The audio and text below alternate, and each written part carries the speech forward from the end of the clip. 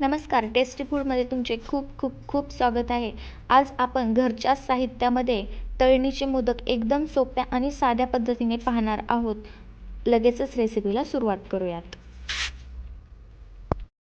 मोदक बनवण्यासाठी मी इथे 2 वाटी इतकं पीठ घेतलंय.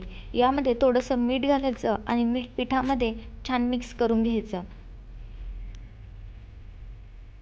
थोडं थोडं पाणी घालायचं आणि एक घट्ट असा गोळा तयार करून घ्यायचा.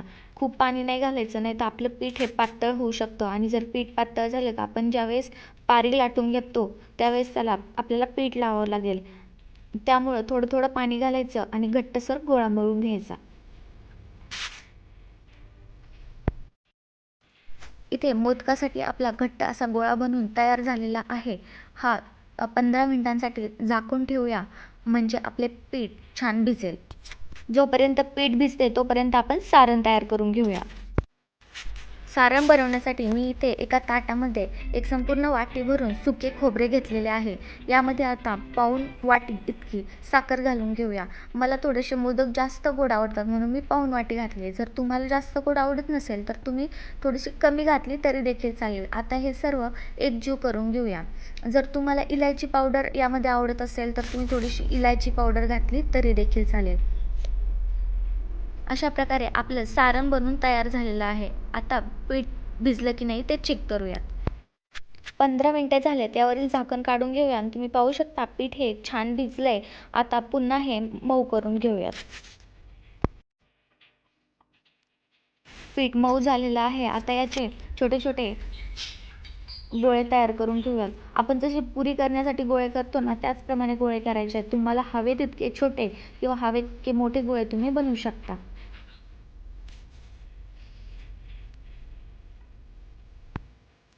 इथे आपले सगळे गोळे तयार करून झाले आहेत. आता मोदकासाठी पारी लाटून घेऊया.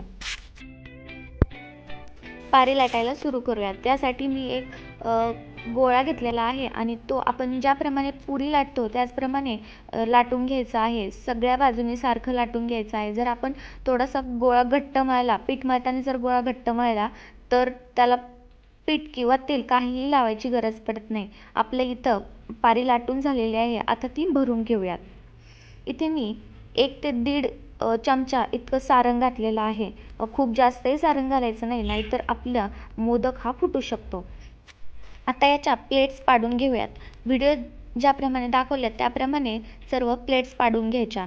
आता ह्या प्लेट्स पाडून झालेल्या आहेत. आता हे सर्व जुळवून घेऊया आणि वरती थोडंसं प्रेस करूया. अशा प्रकारे आपला मोदक तयार करून झालेला आहे.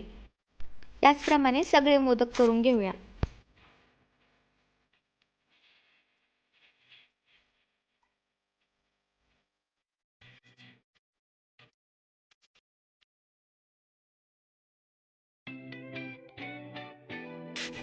अशा प्रकारे आपले सगळे मोदक हे बनून तयार झालेले आहेत. आता हे तळून घेऊयात.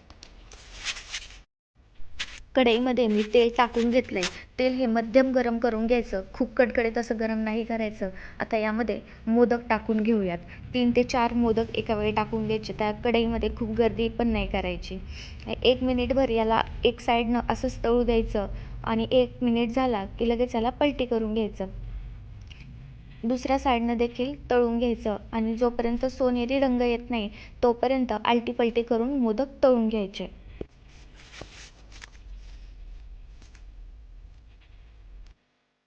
तुम्ही पाहू शकता आपले मोदक हे छान असे सोनेरी झालेले आहेत, म्हणजे हे छान असे तळलेले आहेत. आता हे टिश्यू पेपरवरती काढून घेऊयात आणि याचप्रमाणे सगळे मोदक आपण तळून घेऊयात.